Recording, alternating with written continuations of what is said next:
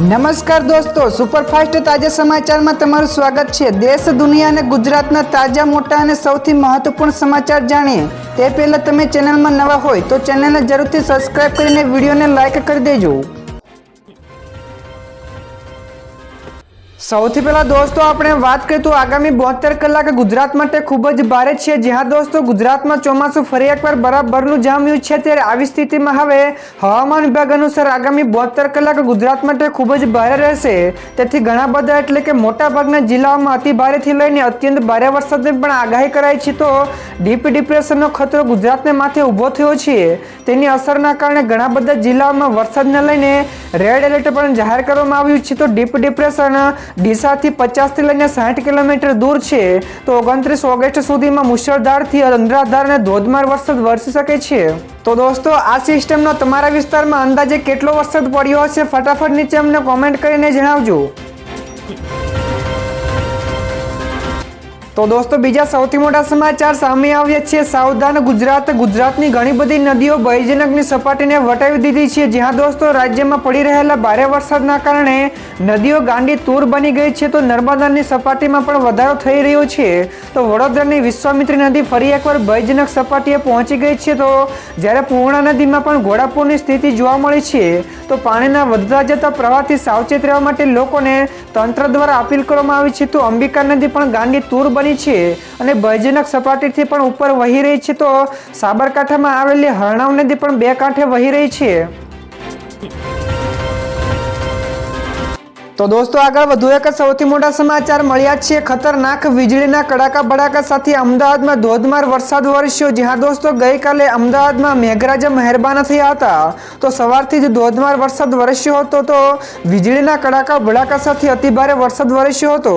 તો ભારે વરસાદના પગલે રસ્તાઓ પર પાણી પણ ફરી વળ્યા હતા અને વાહન ચાલકો પણ મુશ્કેલીમાં મુકાઈ ગયા હતા। તો અમદાવાદના જુદા જુદા વિસ્તારોમાં 7 થી લઈને 10 ઇંચ જેટલો વરસાદ ખાબક્યો હતો।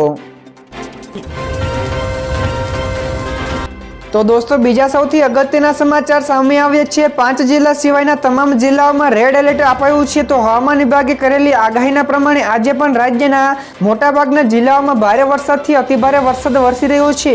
ત્યારે નવા અપડેટ પ્રમાણે આજે પણ રાજ્યના 5 જિલ્લાઓને બાકાત રાખીને તમામ જિલ્લાઓમાં રેડ એલર્ટ જાહેર કરવામાં આવ્યું છે।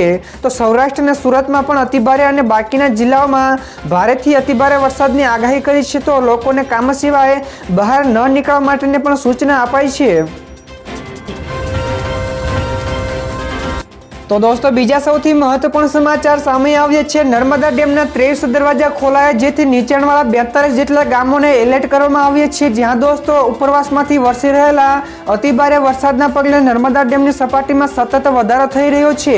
તો ડેમની સપાટી 135.30 મીટરે પહોંચી ગઈ છે। તો ઉપરવાસમાંથી 3,37,367 ક્યુસેક પાણીની આવક પણ થઈ રહી છે। ત્યારે હવે રૂલ લેવલને જાળવવા માટે હાલ નર્મદા નદીમાં 3,95,000 ક્યુસેક પાણીની છોડવામાં આવી રહ્યું છે। તો ભરૂચ, વડોદરા અને નર્મદા જિલ્લાના 42 જેટલા ગામોને એલર્ટ કરાયા છે।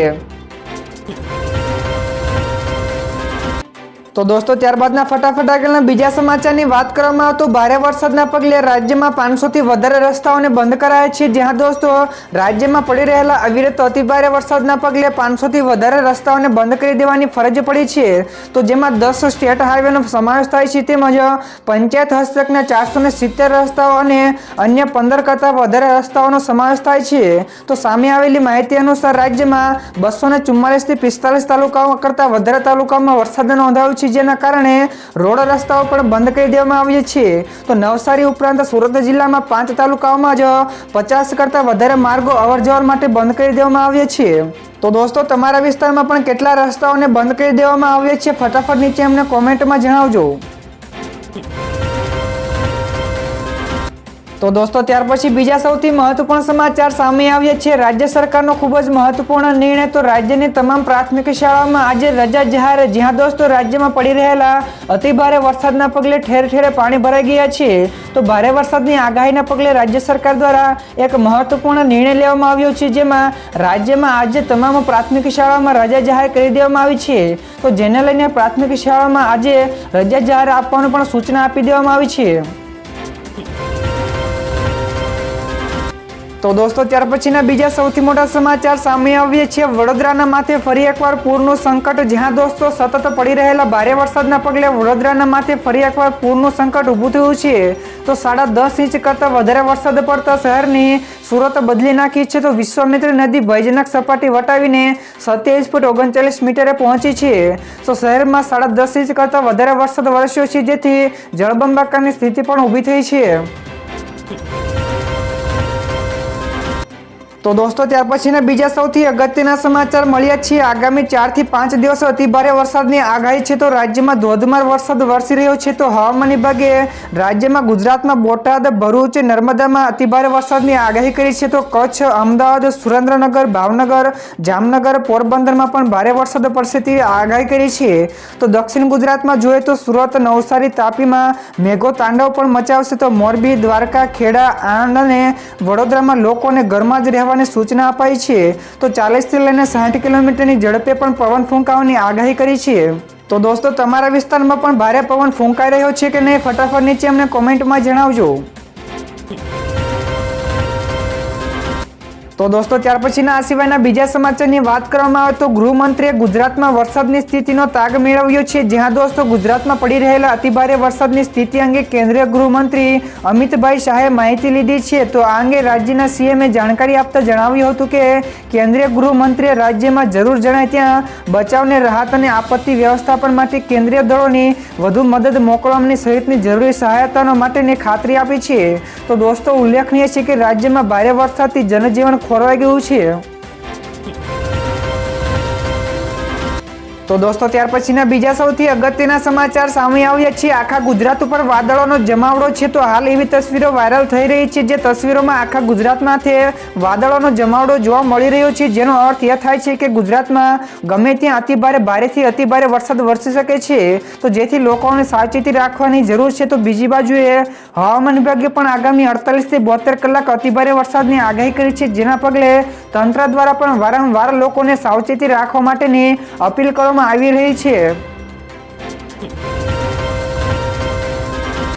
ત્યારબાદના દોસ્તો બીજા સૌથી અગત્યના સમાચાર સામે આવ્યા છે। સુકન્યા સમૃદ્ધિ યોજનાના રોકાણકારો માટે મોટા સમાચાર મળ્યા છે। તો નાણાં મંત્રાલયના આર્થિક બાબતોના વિભાગે આને લગતા કેટલાક નવા નિયમો બનાવ્યા છે।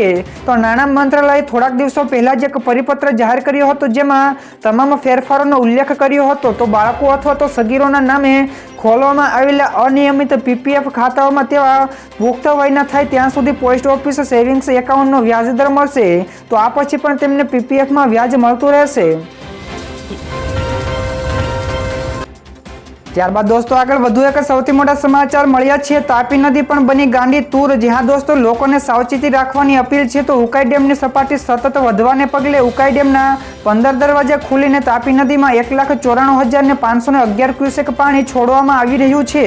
તો ઉપરવાસમાંથી હાલ ઉકાઈ ડેમમાં 3,05,655 ક્યુસેક પાણીની આવક નોંધાઈ રહી છે। તો ઉકાઈ ડેમના 11 દરવાજા 8 ફૂટ અને 4 દરવાજા 6.5 ફૂટ ખોલીને તાપી નદીમાં પાણી છોડવામાં આવી રહ્યું છે। તો તાપી નદી પણ બે કાંઠે વહી રહી છે અને ગાંડી તૂર બની ગઈ છે। તો દોસ્તો ત્યાર પછીના બીજા સૌથી મહત્વપૂર્ણ સમાચાર સોના ચાંદીના ભાવમાં થયો મોટો ફેરફાર। જ્યાં દોસ્તો સોના અને ચાંદીના ભાવમાં મોટો ફેરફાર જોવા મળ્યો હતો। તો 22 કેરેટ સોનાની કિંમત 67,090 રૂપિયા પ્રતિ 10 ગ્રામે છે, જ્યારે સોમવારે વાયદા બજારમાં સોનામાં મિશ્ર કારોબાર જોવા મળ્યો હતો। તો ધાતુ મામૂલી વધઘટ સાથે રૂપિયા 71,761 રૂપિયા પ્રતિ 10 ગ્રામ પર ટ્રેડ કરી રહી છે, જ્યારે છેલ્લા ટ્રેડિંગ સેશન્સમાં તે રૂપિયા 71,777 રૂપિયા પર બંધ થયો હતો। તો આ સમયગાળા દરમિયાન ચાંદીમાં પણ રૂપિયા 341 રૂપિયા ઘટીને રૂપિયા 84,870 ઉપર ટ્રેડ કરી રહી છે।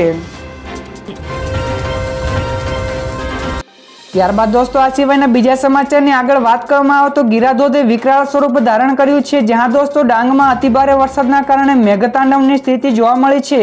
તો દેવીના માલ જંગલનો રસ્તો પણ નદીમાં ફેરવાઈ ગયો હતો। તો ગીરાધોધે વિકરાળ સ્વરૂપ ધારણ કર્યું છે। તો દોસ્તો ઉલ્લેખનીય છે કે ડાંગ જિલ્લામાં છેલ્લા 3 થી 4 દિવસથી અનરાધાર વરસાદના પગલે લોકમાતાઓ ગાંડી તૂર બની છે। તો વઘઈ નજીકનો ગીરાધોધ પણ સંપૂર્ણપણે ખીલી ઉઠ્યો હતો। ત્યારબાદના દોસ્તો આગળના બીજા સમાચાર શેર માર્કેટ વિશે પણ મળ્યા છે. તો ગઈકાલે શેર બજાર લીલા નિશાન ઉપર બંધ થયું હતું. જ્યાં દોસ્તો સપ્તાહના પ્રથમ ટ્રેન્ડિંગ દિવસે એટલે કે ગઈકાલે શેર બજાર લીલા નિશાન ઉપર બંધ થયું હતું. તો સેન્સેક્સમાં 611 પોઈન્ટના વધારા સાથે 81,698 અંક ઉપર બંધ રહ્યું, જ્યારે નિફ્ટીમાં પણ 187 પોઈન્ટ વધીને 25,010 પોઈન્ટની સપાટીએ બંધ થયો હતો. જેમાં સેન્સેક્સના 30 શેરોમાંથી 21 શેરો વધ્યા હતા, જ્યારે 9 શેર ઘટ્યા. તો નિફ્ટીમાં પણ 50 શેરોમાંથી 22 શેર ઉચક્યા હતા, જ્યારે 17 શેર ડાઉન થયા હતા.